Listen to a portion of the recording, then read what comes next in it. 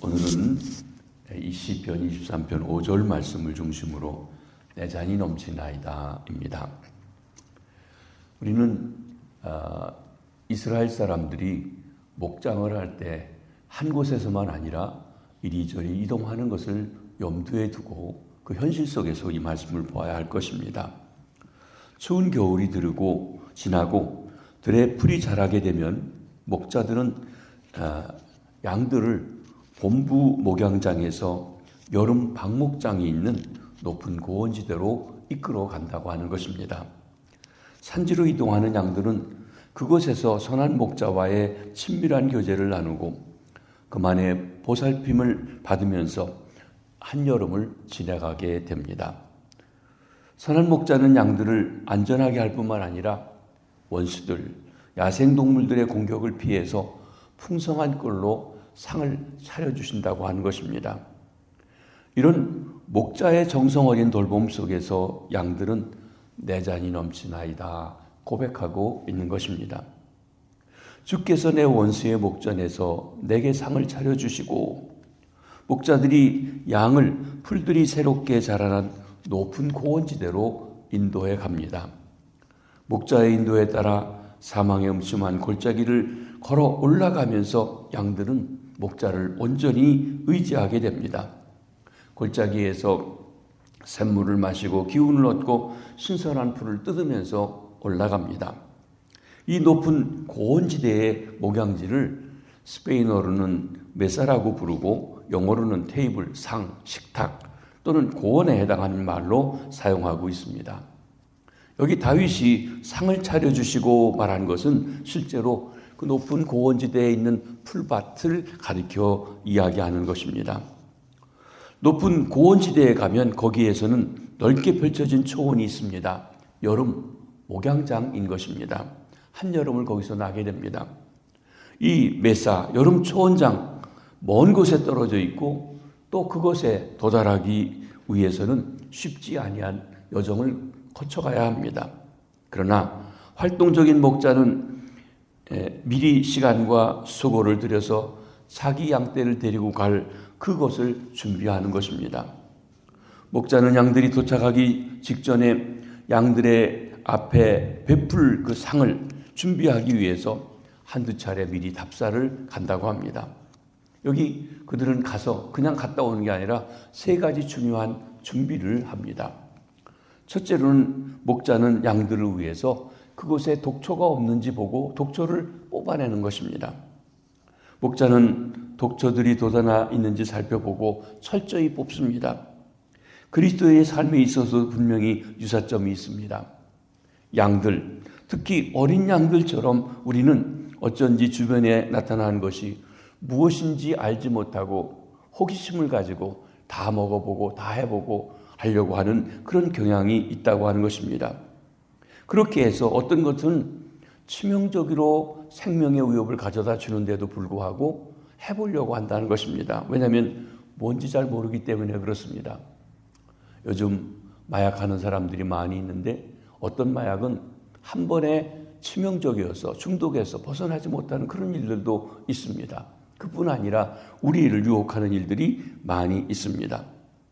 이러한 종류의 비극을 미연에 방지하기 위해서 주께서 우리보다 앞서가시면서 독초를 제거하시고 경고하시고 하시는 것입니다. 선한 목자 되신 주님을 앞에 모시고 갈 때 우리는 파멸당할 수밖에 없는 모든 상황에서 잘 대처할 수 있도록 인도해 주시는 것입니다. 여러분, 우리 대표적인 예로 예수님께서 베드로에게 사탄이 그를 시험하여 밀가부르듯 하리라고 경고하신 말씀을 우리는 알 수 있습니다. 그러나 예수님께서는 베드로가 만나게 될 절망적인 공경을 아시면서 믿음에서 떨어지지 않도록 그를 위하여 기도해 주셨다고 말씀하고 계신 것입니다. 이런 것이 오늘날 우리에게도 마찬가지입니다. 우리의 위대하신 선한 목자 되신 예수 그리스도께서는 우리가 만나게 될지 모르는 위험을 예측하고 계시고 미리 알고 계시고 그것을 피할 수 있도록 우리에게 경고하시는 것입니다. 두 번째 목자는 양들을 위해서 맹수들 감시하고 계십니다. 목자는 이리와 승냥이 심지어 사자와 곰들의 흔적의 발자취를 찾아봅니다. 만일 이 같은 맹수들이 양들을 덮칠 경우에는 그 짐승들을 사냥해 잡든지 함정을 파서 잡으려고 모든 일들을 미리미리 준비합니다. 자기 양떼를 편안히 쉴 수 있도록 해주기 위해서인 것입니다.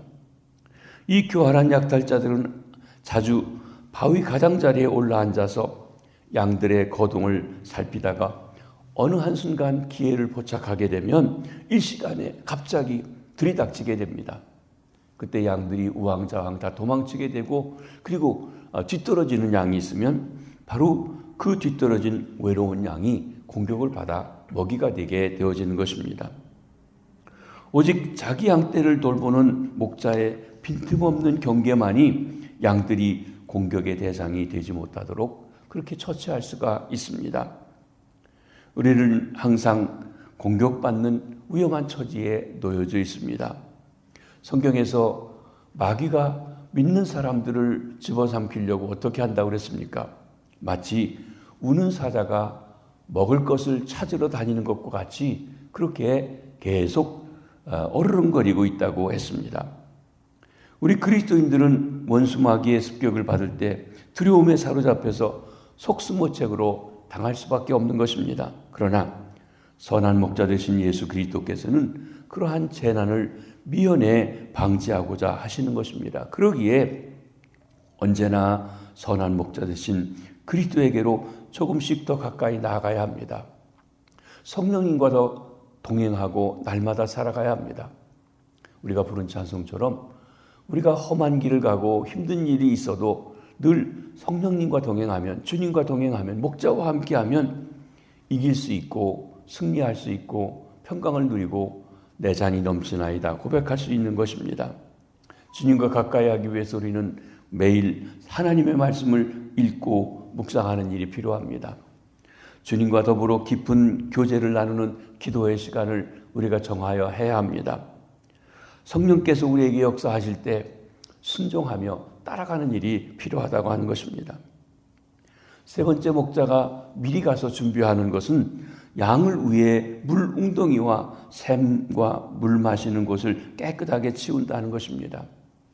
목자는 지난 겨울과 가을 동안에 떨어져 있는 나뭇잎, 잔가지, 지저분한 것들을 다 꺼내고 그것이 양들이 먹을 수 있는 깨끗하게 치웁니다. 이 모든 것이 다 여름철에 목자가 자기 양들에게 상을 베풀기 위해서 하는 일이고 준비인 것입니다. 그리스도인들의 생활에서도 선한 목자 되신 우리 주님 예수 그리스도께서 우리보다 앞서 가셔서 우리를 위해서 준비하십니다. 예수 그리스도께서는 모든 점에서 우리와 똑같이 한결같이 시험을 당하시고 어려움을 겪으셨습니다. 선한 목자 되신 예수님을 우리의 고난을 아십니다. 우리의 슬픔을 체험하셨습니다. 이 생에서 우리의 투쟁, 마귀와의 갈등을 알고 계십니다. 우리의 즐거움과 슬픔을 아시는 분이라는 것입니다.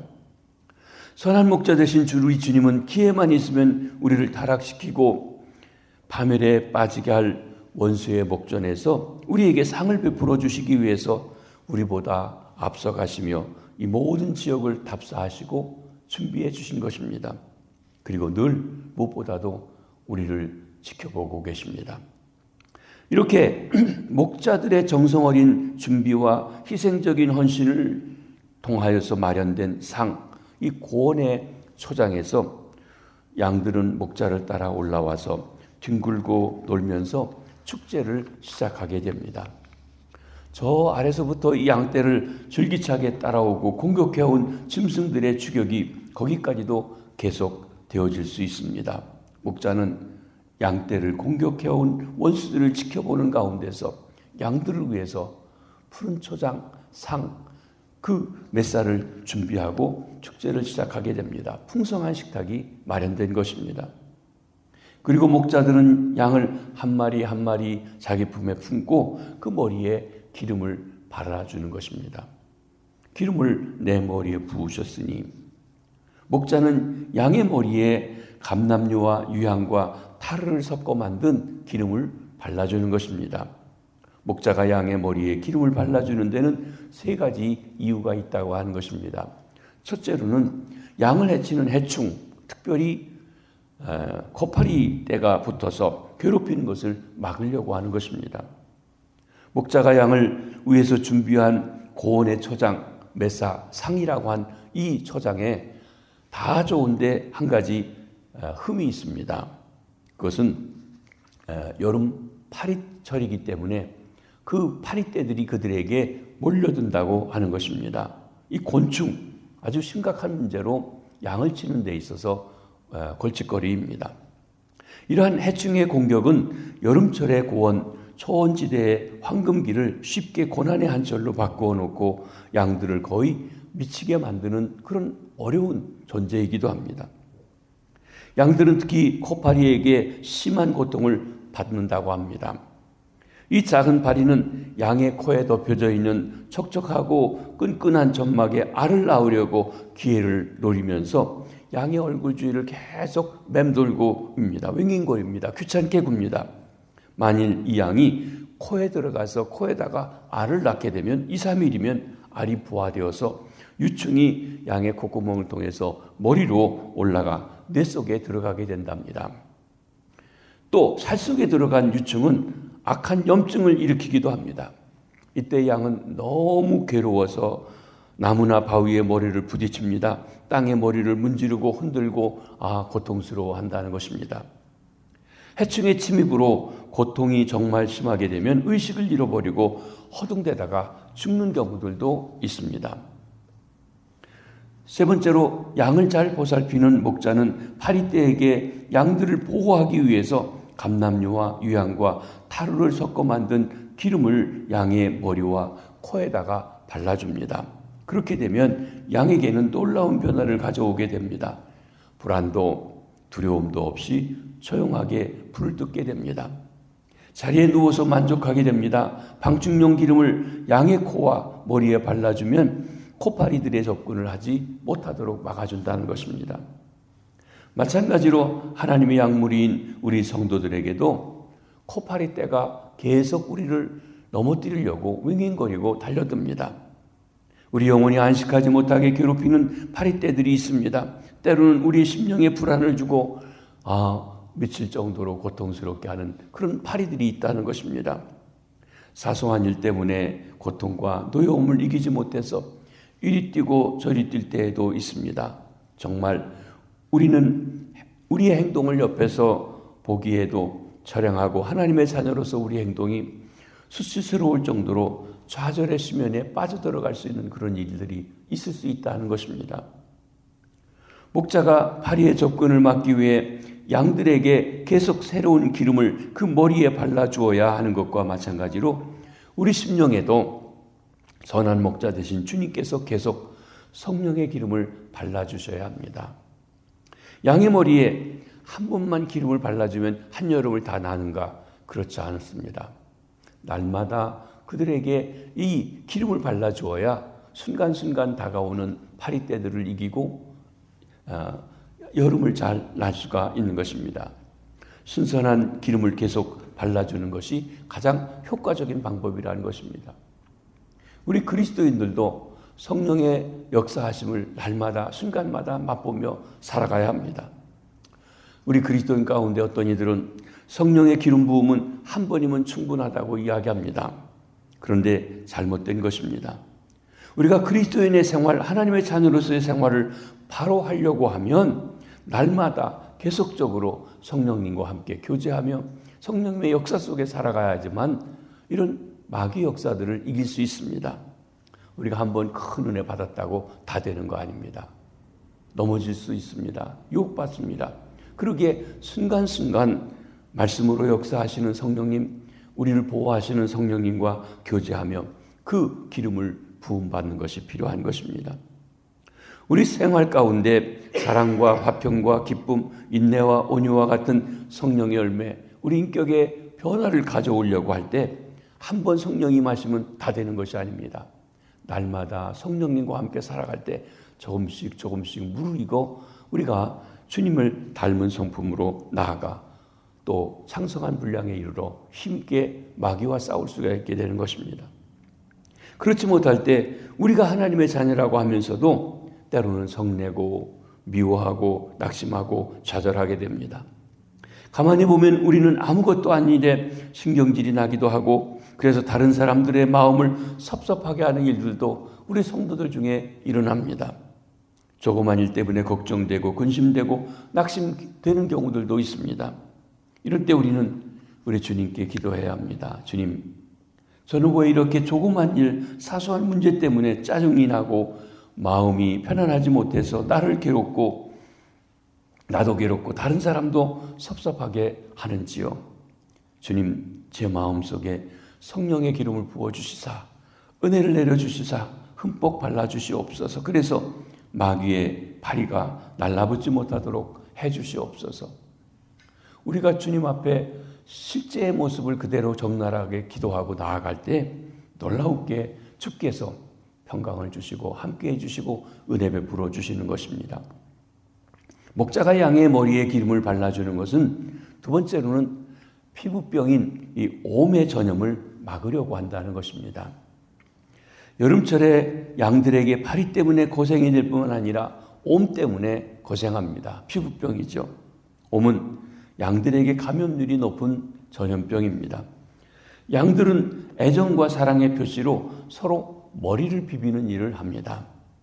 옴병은 주로 머리 부분에서 자주 발견됩니다. 그래서 한 마리 양이 옴에 올랐으면 얼마 안 가서 모든 양들에게 옴이 오를 수 있다는 것입니다. 파리의 경우와 마찬가지로 이 옴병을 다스릴 수 있는 가장 효과적인 방법이 그 치료제가 무엇인가 하면 감람류와 유향과 타르를 섞어 만든 그 기름을 발라주는 것입니다.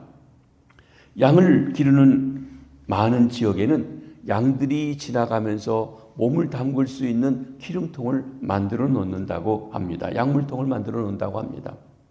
온 양떼가 이 약물통을 통과하게 됩니다. 그런데 문제는 뭐냐면, 가장 힘든 것은 뭐냐면 이 머리를 집어넣지 않는다는 거예요. 우리도 사실 수영을 잘 못하면 처음 배우려면 물속에 머리 넣는 게 그렇게 힘들고 어렵지 않습니까? 양들도 머리를 그 기름통에 들어가려고 하지 않습니다. 그래서 이 머리 부분을 특별히 목자들이 기름을 발라준다고 하는 것입니다.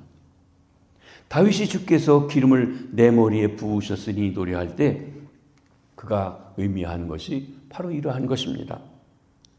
기름을 옴을 제거하기 위한 유일한 소독제입니다. 가정에서 목자가 만든 이 원시적인 약은 양을 괴롭히는 파리, 또 옴을 제거하는데, 옴을 방지하는데 아주 유익한 것이라는 것입니다. 마찬가지로 우리 그리스도인의 생활에 있어서 우리를 영적으로 더럽히고 병들게 하고 오염시키는 대부분은 우리의 생각으로부터, 머리로부터 마음을 통해서 다가오게 됩니다. 무엇을 봤을 때, 무엇을 생각했을 때 그것이 우리를 오염시키게 됩니다. 마음과 마음이 서로 접촉해서 손상을 입히는 생각과 태도가 전염되게 됩니다. 여러분, 양이 머리를 비비듯이 비기독교적이고 잘못된 생각을 가진 사람과 대화를 나누면서 그것에 비비게 되면, 섞이게 되면 바로 우리가 거기에 병들게 되고 오염되게 됩니다. 요즘 우리 한국의 40대, 50대가 굉장히 좌양적인 성격을 가졌다고 합니다. 그런데 그것은 무엇인가 하면 이 교육을 받을 때 그런 교육을 받아서라는 거예요. 오히려 아주 젊은 애들은 그렇지 않은데 말이죠. 그러니까 어떤 교육을 받느냐, 어떤 생각을 가진 사람과 내가 함께 마주하느냐고 하는 것이 우리가 살아가는 삶의 자세에서 아주 중요한 일을 하게 됩니다. 근데 성경은 우리에게 어떻게 생각하라고 하십니까? 우리 빌립보서를 볼 때 보았던 4장 8절 말씀에 이렇게 말씀하십니다.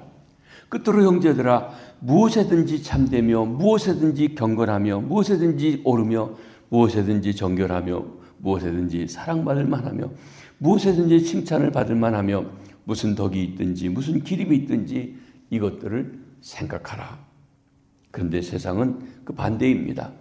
우리의 마음을 오염시키는 세상의 모든 것으로부터 보호할 수 있는 효과적인 방법은 날마다 시시때때로 성령의 기름으로 채우고 마음에 주님을 모시고 목자 되신 주님과 함께하는 것입니다. 목자가 양의 머리에 기름을 발라주는 세 번째 이유는 양이 머리를 밀며 싸우는 것을 방지하기 위해서입니다. 앞에서 말씀드린 대로 양들은 가끔 싸웁니다. 소는 뿔로 받고 닭은 주둥이로 쪼면서 싸우는데 양들은 머리를 밀고 싸운다고 합니다. 그런데 양의 머리에 기름을 흠뻑 발라주면 머리가 부딪힐 때 이게 미끄러져서 싸움이 되지 않고 상처를 받지 않는다고 하는 것입니다. 싸울 의욕을 잃어버립니다. 하나님의 백성들도 서로 치고받고 하는 사람들이 많이 있습니다. 교회 분란을 보면 참 어떤 면에 세상 사람들보다 무섭습니다. 정말 머리를 깨지도록 그렇게 다투고 싸웁니다. 그래서 마음에 심한 상처를 받습니다. 교회를 안 나오는 사람도 있습니다. 주님께서도 그 제자들이 서로 다투는 것을 보시고 보혜사 성령님에 대해서 말씀해 주십니다. 성령이 임하시면 진정한 평화를 이루고 평화가 무엇인지에 대해서 알게 되고 서로 사랑하게 될 것이라고 했습니다. 여러분, 우리가 이웃을 사랑하고 서로 사랑하는 일에 대해서 하나님의 역사하심이 없이 성령의 도우심이 없이 사랑하며 살아가는 것이 불가능합니다. 성령의 기름을 바르지 않는다면 충돌과 싸움이 계속 생겨질 수밖에 없다는 것입니다. 교회에서도 말입니다. 그래서 교회가 늘 은혜스럽고 성령의 역사하심이 있도록 인도하고 또 은혜 받도록 해야 하는 것입니다. 사랑하는 성도 여러분, 예수님을 믿는다고 하면서 이 사람과 부딪히고 저 사람과 다투고 자기 의견만 옳다고 고집하는 것 왜 그렇습니까? 성령의 기름이 메말랐기 때문에 그렇습니다. 은혜가 떨어졌다는 말입니다. 성령의 계속적인 역사하심이 필요합니다. 말씀이 필요합니다. 은혜 받는 일이 필요하다고 하는 것입니다. 내 잔이 넘치나이다. 선한 목자 되신 주님께서 내 삶을 의탁할 때 내 잔은 모든 종류의 은혜로 가득 넘치게 됩니다. 그래서 다윗도 뭐라고 고백합니까? 내 잔이 넘치나이다. 근데 문제는 많은 사람들이 조그만 어려움이나 실망이 뒤따라올 때 목자에게 잊혀졌기 때문이라고 생각하는 경우들이 있습니다. 그러나 사랑하는 성도 여러분, 우리의 선한 목자 되신 주님은 결코 졸지도 아니하십니다. 주무시도 않으십니다. 주님은 결코 부주의한 분이 아니십니다. 눈동자같이 지켜주시는 분이십니다. 주님은 능력이 부족한 분도 아니십니다. 주님은 결코 실패하는 분이 아니시라는 것입니다. 우리 목자 되신 주님께서는 항상 우리를 최선의 길로 합력해 선이 되는 길로 인도하십니다. 우리 주변에는 우리를 고난의 길로 몰아칠 수도 있습니다. 억울한 상한 속에 집어넣기도 합니다. 저는 성경을 보면서 많은 의인들이 억울한 일을 당하지만 요셉이 그런 사람이었습니다. 사랑하는 아들이 형제들에게 실투를 받아서 팔려가 종이 됩니다. 종이 되어서도 잘 일하는데도 주인집 마님의 유혹을 받아 물리쳤는데도 오히려 강간 미수범으로 억울한 일을 하고 옥에 갇힙니다. 훗날 그 형들이 찾아와 있을 때 두려워하고 무서워할 때 요셉은 뭐라고 간증합니까? 하나님을 그런 속에서도 의지했기에 그는 이렇게 고백합니다. 당신들은 나를 헤아려 했으나 하나님은 그것을 이 모든 악을 선으로 바꾸셨습니다. 당신들을 살리려고 나를 미리 보내셨습니다 하고 오히려 그들을 위로하는 것을 봅니다. 하나님을 목자로 삼고 그만을 의지하고 그의 인도함을 따르는 사람, 때때로 이해할 수 없는 사망의 음침한 골짜기로 다닐 수도 있습니다. 그러면서도 조금도 두려워하지 않고 잔이 넘치는 만족한 생활을 할 수 있습니다. 그것이 하나님과 함께 동행하고 인도함을 받는 사람의 생활인 것입니다. 날마다 성령님의 충만한 삶을 살아가는 것이지요. 그러므로 우리는 어떤 상황에서도 선한 목자 되신 주님을 신뢰하고 항상 주님과 동행하며 감사하는 생활을 사람이 되어야 합니다. 이것이 그리스도인의 승리하는 삶입니다. 내 잔이 넘치나이다 고백하게 됩니다. 주님이 말씀하십니다. 요한복음 10장 10절 말씀입니다. 내가 온 것은 양으로 생명을 얻게 하고 더 풍성히 얻게 하려 합니다. 우리가 구원받은 것에 만족하는 것이 아니라 풍성한 생명, 주님과 함께하는 생명, 그리고 주님이 주시는 그 복된 삶을 살아가는 것입니다. 주님께서 상을 차려주십니다. 기름으로 내 머리에 바르십니다. 파리와 옴, 마귀와 죄악에서 건져주십니다. 다투지 못하게 합니다. 그리고 어떤 상황 속에서도 내 잔이 그리스도로 말미암아 넘칩니다. 고백하게 해주십니다. 이 시간 우리 한 분 한 분 위에 성령으로 충만하게 임하시고 기름 부어주셔서 우리 상황이 힘들고 어려워도 주님으로 인하여서 기뻐하며 만족한 삶을 살아가시게 되기를 바랍니다. 주께서 내 원수의 목전에서 내게 상을 차려주시고 기름을 내 머리에 부으셨으니 내 잔이 넘치나이다. 기도하시겠습니다. 주님, 목자 되신 주님께서 모든 것을 준비하시고 하나님 우리에게 풍성한 생명을, 은혜의 꼴을 주시니 감사합니다. 우리의 머리에 성령으로 기름 부어주셔서 해충도 맞게 하시고 옴도 이기게 하시고 그리고 다툼과 갈등도 이기며 내 잔이 넘치나이다 고백하는 주의 백성들의 삶이 되게 해주시옵소서. 하나님, 우리가 살아가고 있는 예배가 몹시 힘들고 어려운 극한적인 상황에 도달했습니다. 하나님, 강풍에 5군데에서 일어난 산불로 하나님 집들이 타고 많은 이재민들이 생기고 아직도 계속 불이 타고 있습니다. 하나님, 비가 오지 않아서 물이 부족해서 소방대원들이 그 물을 쓸 수 없을 정도로 힘들고 어렵다고 합니다. 주님, 긍휼히 여겨주시고 하늘의 단비를 내려주셔서 우리 모든 재난을 이기고 극복하고 하나님, 우리가 다시 주님을 바라보며 나아갈 수 있게 하시고 회복해 갈 수 있도록 도와주시며 우리 성도들 중에서도 어려운 일을 겪은 일이 있습니다. 도와주시고 함께하여 주시옵소서. 주님만이 이런 모든 상황에서 평강으로 인도하실 수 있사오니 함께해 주시옵소서. 긍휼히 여겨 주시옵소서. 오늘 하루도 우리의 일터에서, 가정에서, 또 병상에서, 학교에서 주님과 동행하는 주의 백성들 삼아 주시옵소서. 예수님의 이름으로 기도합니다. 아멘.